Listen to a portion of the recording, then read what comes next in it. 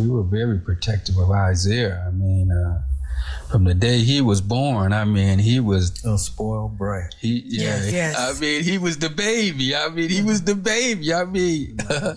Yeah, he was, man. Oh, he was really ruined. We just loved him to death. My mother spoiled all of her kids, all of us, especially her boys. But Isiah, oh my gosh, he did walk on water as far as she was concerned.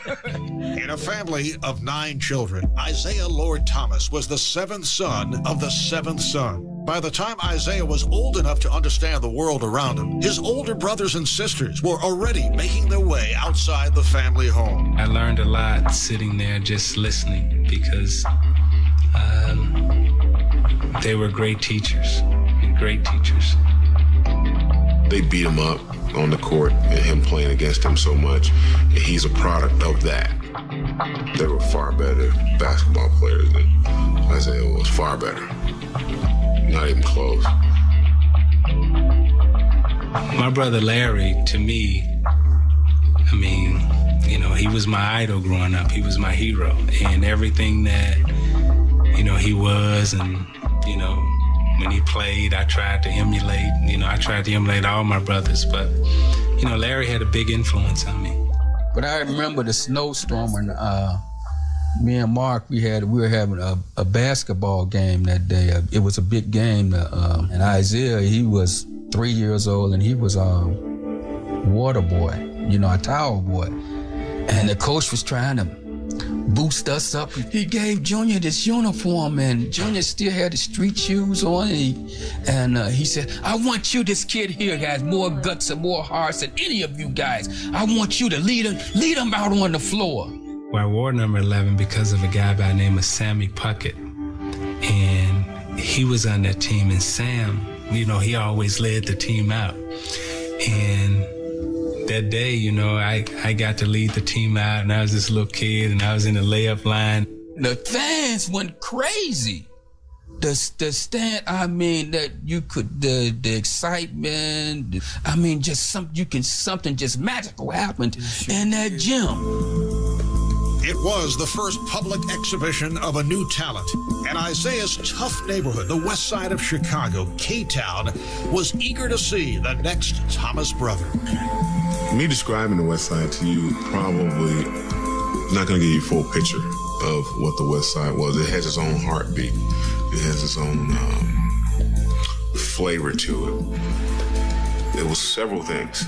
It was friendly, hostile. It was warm. It was cold. You just had to feel your way around it. I can't say it was all bad. Can't say it was all good. You know, in my neighborhood, you had to be able to walk out the door and look at a guy, you know, half a block away, and you had to decide if he was friend or foe. And if you made the wrong decision that day, you died. The weight of it is there from the get-go. Challenges in every direction. Forget about succeeding just yet. Make sure you live another day. I didn't see people getting high. I saw drug abuse. It's a big difference. Heroin killed our whole neighborhood.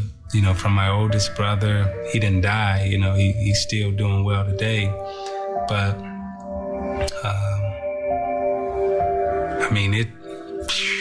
my whole neighborhood was like somebody dropped a bomb on it, you know, and just everybody was turned out. And you may say, well, how does this relate to basketball? 99% of NBA players ruin their careers by the choices they make off the court. So if you take care of your business off the court, you got a chance to play on the court. The challenge for young athletes on Chicago's West Side, like Mark Aguirre and Isiah, was this: how to maintain a single-minded focus on a goal that could so easily be derailed, undone by a freak injury, by bad luck, by temptations that spread through K-Town like a cancer. You're around people that may not have your best interests at heart, and they doing things, and then you see your brothers doing things, and you're like, well, maybe school ain't all that great. I can do this, but Larry caught him at the right time. Larry could dress, and at that time he was pimping, and he had this big hat. He had the pink pants and the white shirt. It was like I could wear, some of his clothes, but the pimp clothes I could never wear. He was like, look, Junior, don't ever put those on. One day I was riding down Madison.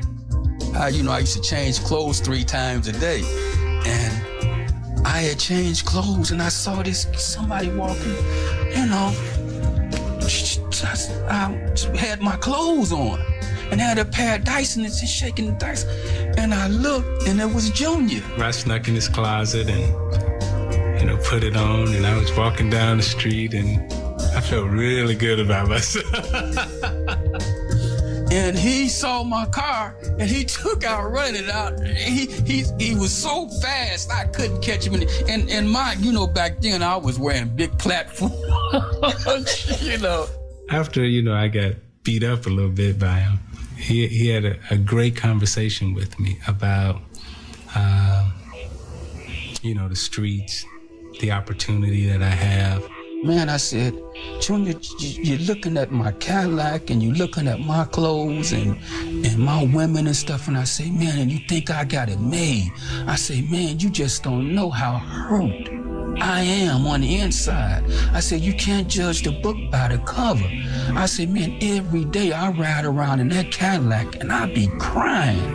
I be crying because I'm so disappointed in myself, because I had a dream to become a professional basketball player. He had a shot to be in the pros. I knew it was an opportunity that he had lost, that he was trying to pass on to me. Pressure and protection, promise and peril. Isiah Thomas prepared to walk into the world with a family's weight on his shoulders. A false move, a slip-up, a mistake, or just being in the wrong place at the wrong time could bring it all crashing down for the Thomas family's last hope. Now, from a social standpoint at school, it was a little bit of a shock for you, huh? Can you tell me back that a little bit? Yeah, it was a shock, all right. I mean, every day I would get up at 4:30, and I would take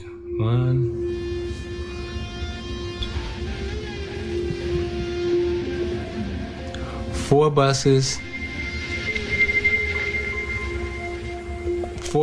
and 1 train. And they all went to the end of the line. And then I'd have to get off and walk 1.5 miles to school. And at that time, the school was, it was all white. I never forget, we were in intramurals. And I'm down there and I'm shooting, and I just feel this guy just looking at me. All of a sudden, I see him take off full speed. And I'm like, he come to get me. So I take off running. And I was running down the hall. And I just ran into Mr. Pinkerton's office, and he's like, what's wrong? What's wrong? I said, I don't know. Just chasing me. I don't know. And, he turned around and left, walked out. But to say when I got there was a little racial tension is an understatement.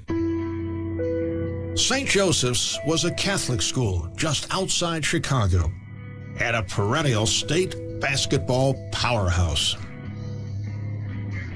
We played 3 games against a very tough opponent, and at the end of the 3 games, we were 1-2. In those 3 games, Isiah averaged 40 points a game. So after our second loss, I sat Isiah down, and I said, we can't win with you scoring 40 points a game. I mean, you can get 40 points a game anytime you want, but we can't win that way. You need to involve everyone else on the team, score 25 points a game and have 10 assists.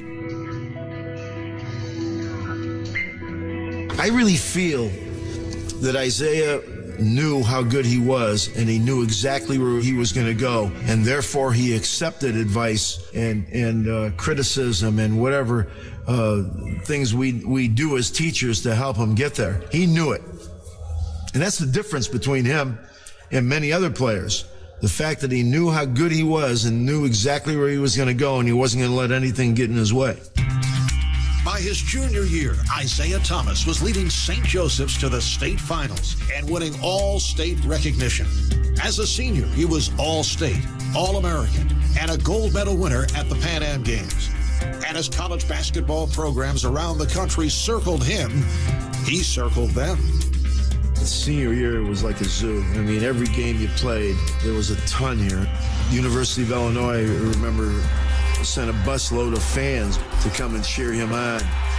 It was unbelievable. I mean, you didn't get out of here on time. I mean, he was talking to everybody. At that time in the city playing was Mark Aguirre, Eddie Johnson, Darrell Walker, Rod Higgins, Craig Hodges, myself, Raymond McCoy, Mitchell Anderson, Teddy Grubbs, Terry Cummings. All of them ended up in the pros. We were all okay. I was in Westinghouse, and we were buddies. And I said, you know what? I don't want to go away to school. I want to change things right here in Chicago. He, Teddy Grubbs, and Terry Cummings went to DePaul. And the following year,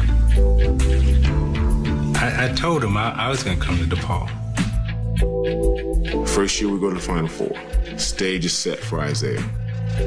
He calls me up one night, say he has a problem. I'm like, what is that problem? And he was like, you know, I need to grow up. I need to get away from home, and I need to leave Chicago. At that point, I, just told him, I said, you're my buddy first. Do what you gotta do. My mother and my sister wanted me to go to Indiana, and they wanted me to go away from home because of everything that was going on in the neighborhood and everything else. And they thought that would be the best place for me. It's funny because kids nowadays, they get up and say, well, I decided that I'm going to go to such and such and such. My mother had the press conference and said, I decided my son's going to Indiana University. Propelled by the game of basketball, Isiah was leaving Chicago's West Side for Bloomington, Indiana. There, he would test his skills against the best collegiate competition in the land, as well as earn new honors. But old horrors from home would follow him as his family fell into extraordinary crisis. Throw that back. Why you sleep? Come on out here. Let me wake you up. Let me wake you up. Your shoes ain't tied. You ready to hoop? I was itching. Your eye was itching? What's your name? Marion Henderson. I'm Isiah. It's nice to meet you. So your eye was itching? Push it. You know your eye wasn't itching. Come on, man.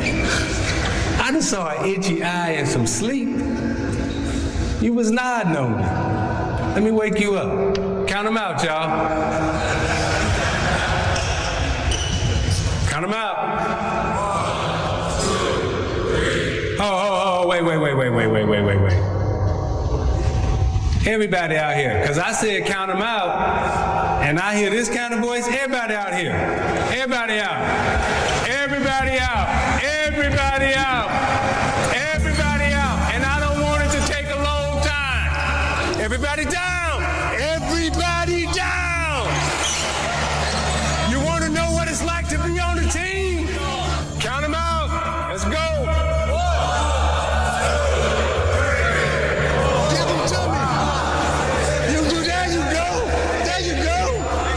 was taught you play as you live. You play as you live. If you ain't living right, you can't play right. Defensive stand! Right!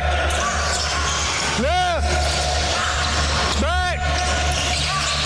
Up! Machine gun! I believe that I made the sacrifices to be the best. Bring the next back. Nice way to meet you, Michael. Exercise. All right.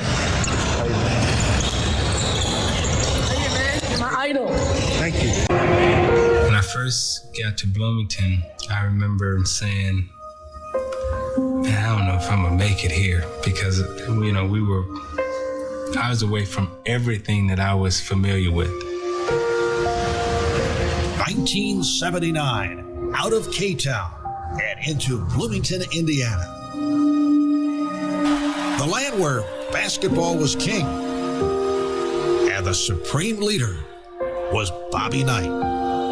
You know, Coach Knight had this reputation for being really strict and, you know, tough and everything else. Why are you particularly tough to play for, do you think? Well, because I'm going to demand that you go to class. I'm going to demand that you look and act like a representative of Indiana University should. You know, Coach wanted to control, like, your whole life.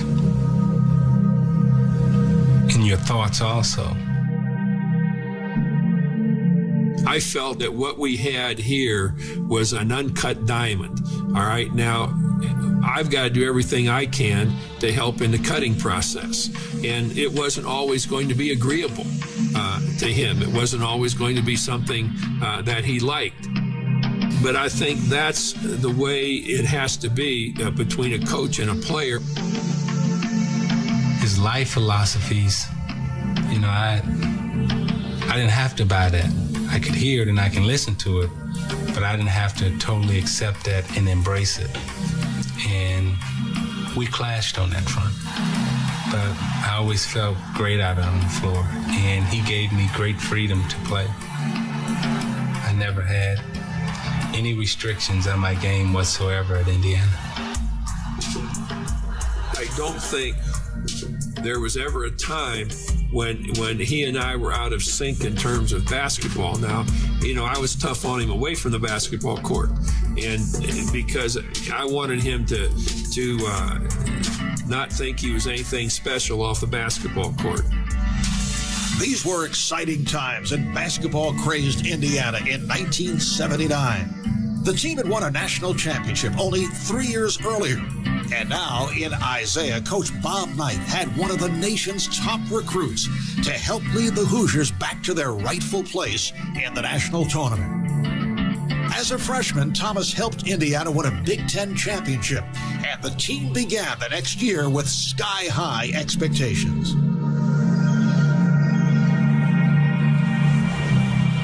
I had one of my closest friends die. My mother had a heart attack. I remember us coming home after we had lost 2 games in Hawaii. We lost to Clemson and Pan America, where we were favored to win. And Hawaii was just a terrible, terrible time. And I remember coming back from Hawaii for Christmas. After Christmas, that was the first time I had been away from home on Christmas Day. And coming back, I remember my girlfriend, who's my wife now, driving me home and dropping me off. And when I opened up the door, I mean, it was like icicles, like hanging, you know, from the ceiling, and there was nobody home. The lights was out, the phone was shut off. I had no money, and we had practice the next day because, you know, Coach was really mad. And I remember just driving back to school, not knowing where anybody was, and it was, I hated that time. After its first 12 games, Indiana was a disappointing 7-5. But led by their All-American point guard, the team rallied to win a Big Ten championship and the right to go to the national tournament. I remember he had called home and said, "Come get me. I'm ready to get out of here." I said, the only way you're going to get out of Indiana is you got to take the NCAA. That's what we came here for, is to get the NCAA, and you're not leaving until you get it. In the tournament, they beat Maryland by 35 points, Alabama Birmingham by 15, and St. Joseph's by 32 to win a spot in the Final Four. He could have been a selfish kid or been a kid with a personality that was introspective, and we wouldn't have been nearly as good. And a steal, Isiah Thomas against Black. But he became a kid that wanted to win, and wanted to win with him being a real part of getting everybody else to play to win. There's Thomas again. Can't stop him, and Indiana has its biggest lead. It was a great, great feeling because of everything that we had gone through as a team, and for myself personally, everything that I had gone through that year. Isiah Thomas, when it comes down, Indiana will be champion. The boy had become a man. He had realized a dream, but he had much more to accomplish. Isiah, the youngest of 9 children, out of Chi-Town. He could see his dream before him, but realized it would take a monumental will and strength to make it happen.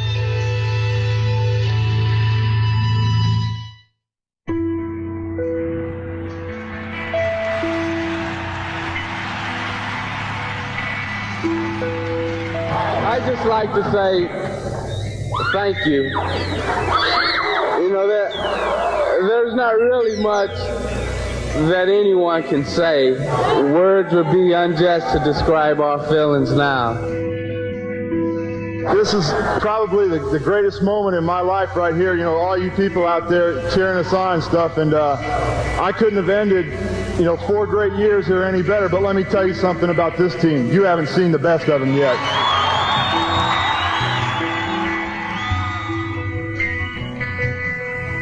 I'll never forget, we're walking off the floor in Philadelphia after having won the NCAA championship, and Jimmy Cruz, who had played on our championship team, was a very good player in 1976, was one of our assistants.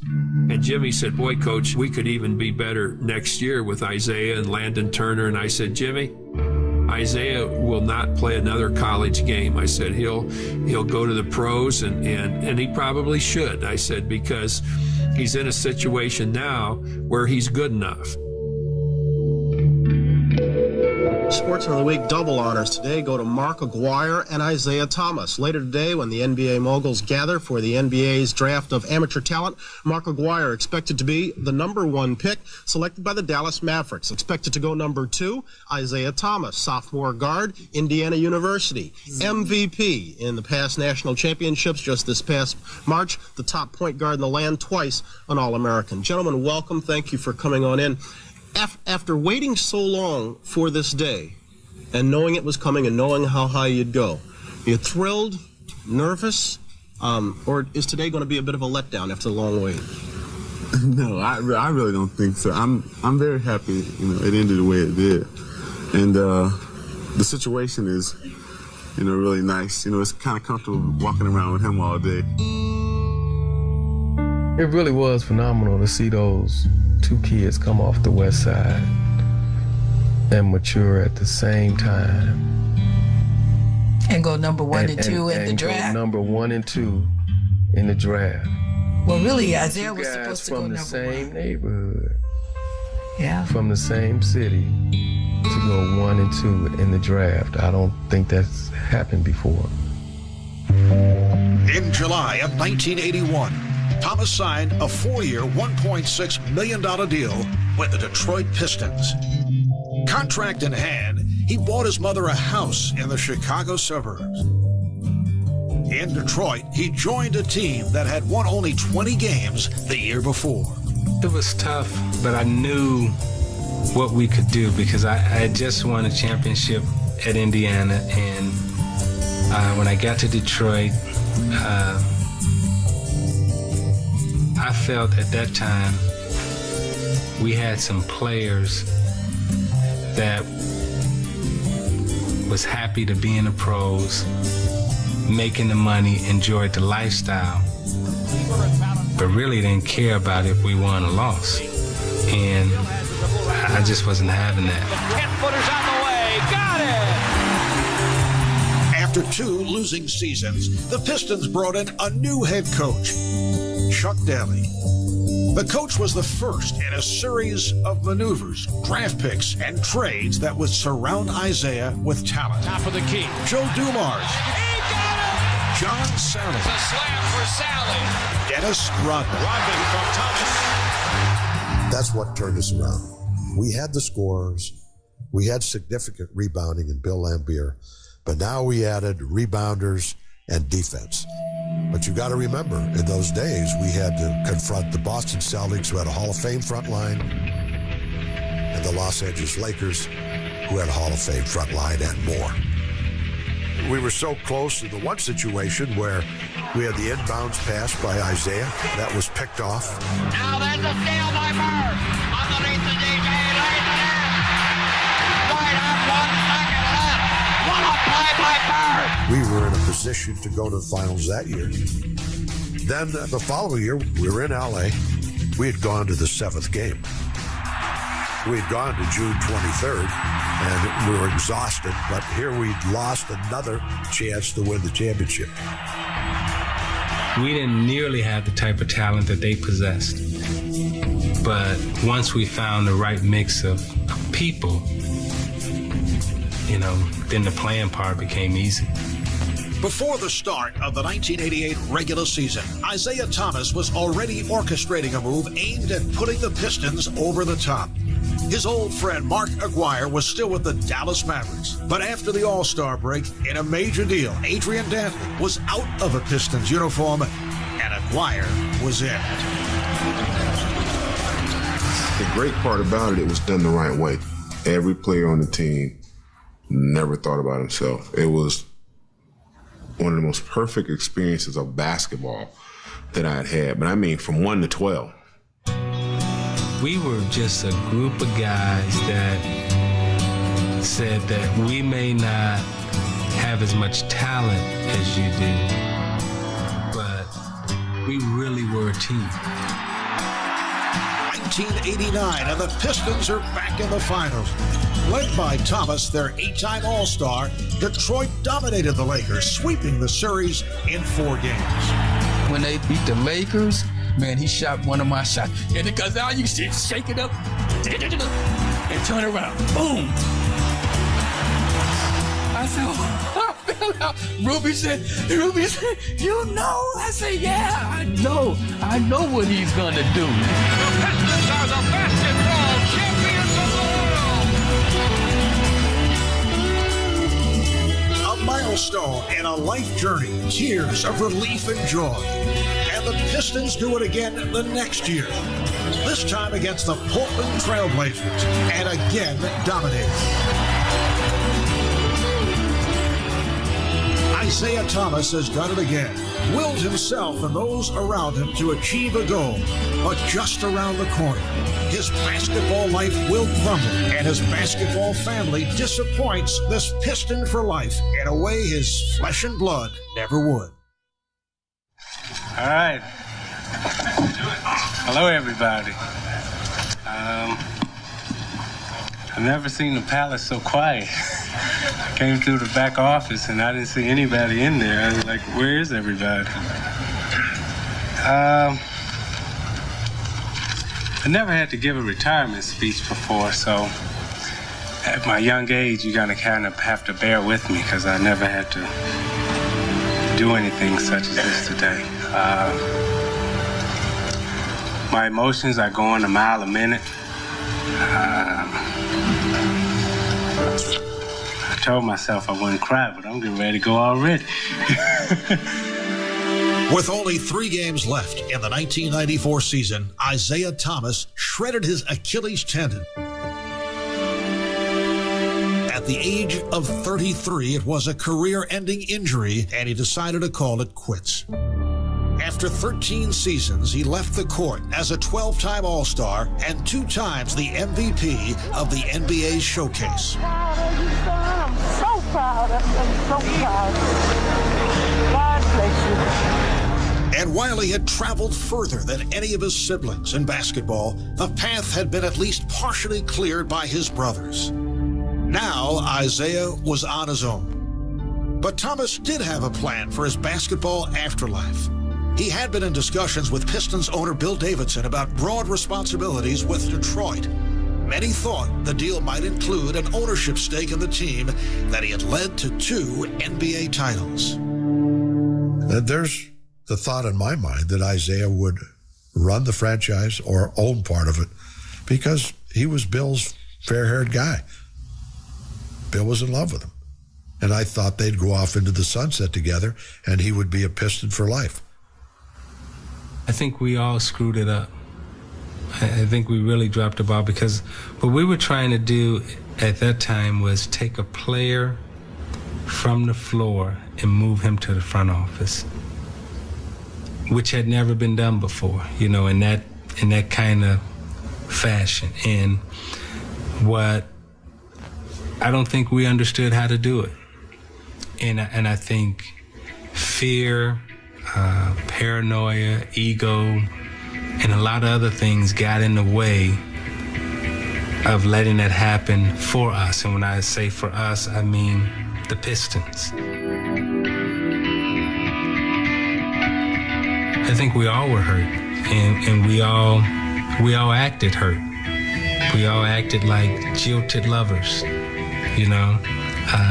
I don't like him. They're crying and jealousy and, you know, oh, I hate him, and rumors, you know, he did this and well, they did that. I mean, that's, you know, it was a bad breakup for all. But you gotta get up. I told my daughter last night, you know, she had a hard day in school, and I said, hey, you can lay there and cry for a little while, but at the end of the tears, when the pain is gone, you gotta get up. You always gotta get up. 2 weeks after his Detroit deal publicly exploded, Isiah moved on to Toronto, to a new city, a new team, his job, executive vice president, and promises of part ownership. This arrangement ended with arguments over franchise control. By 1997, Thomas had moved to network broadcasting and the CBA, a run-owning basketball's version of a minor league that ended in controversy. On July 20th, 2000, Isiah was hired as the Indiana Pacers head coach, where he led the team to 3 straight playoff appearances. Okay, 26 on the clock.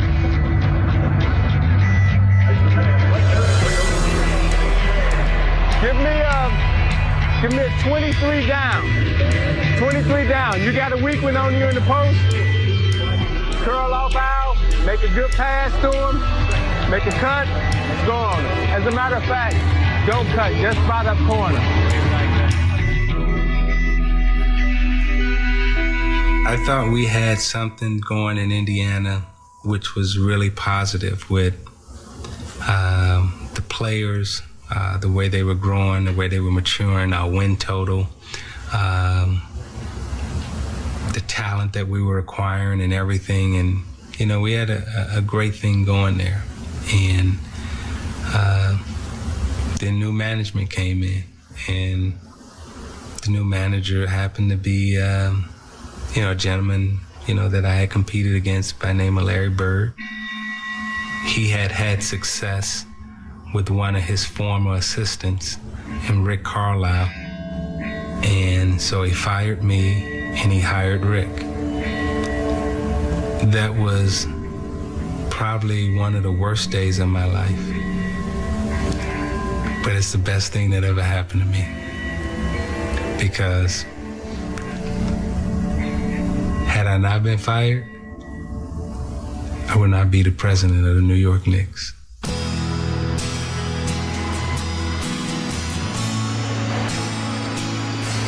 You're in the world's greatest city.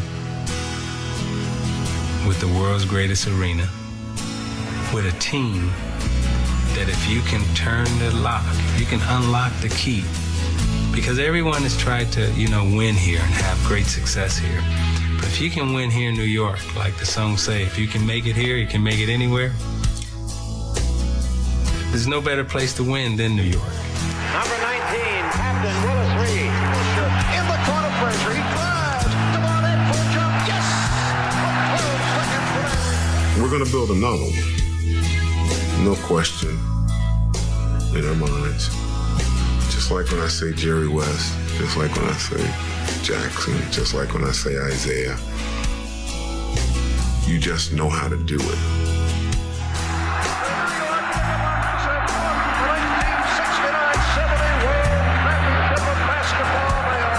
If we would have stayed in Toronto would have a championship.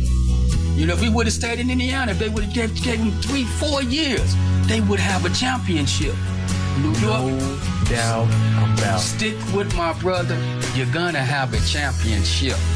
That's a promise, and that's a wrap. Isiah Thomas, one of the NBA's all-time greatest players, faces the world with a lifetime of love and caring behind him. And with that, he will always move forward.